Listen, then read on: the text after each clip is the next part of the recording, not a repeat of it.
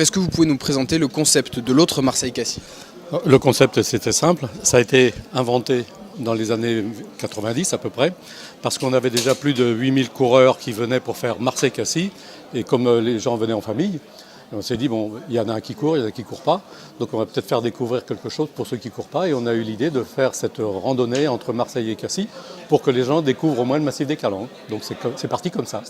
On est monté très vite en nombre, même on dépassait les 2500. On a été obligé un peu de se limiter parce que déjà l'encadrement, c'était pas facile, même si on fait 2 parcours. Et on a diminué après en accord avec le GIP et puis maintenant le Parc national des Calanques. On est limité à 1800, mais depuis 2-3 ans, on est plutôt vers 1500-1600. Alors depuis 2004, j'avais eu l'occasion de rencontrer le proviseur à cette époque-là, ça s'appelait le lycée paysager, mais maintenant c'est le lycée des Calanques. Et depuis 2004, on a fait une convention. Et il y a une classe de première STAV qui participe à l'organisation et à l'encadrement le jour de la manifestation. Donc ils ont des travaux à proposer entre la faune, la flore, la géologie, etc.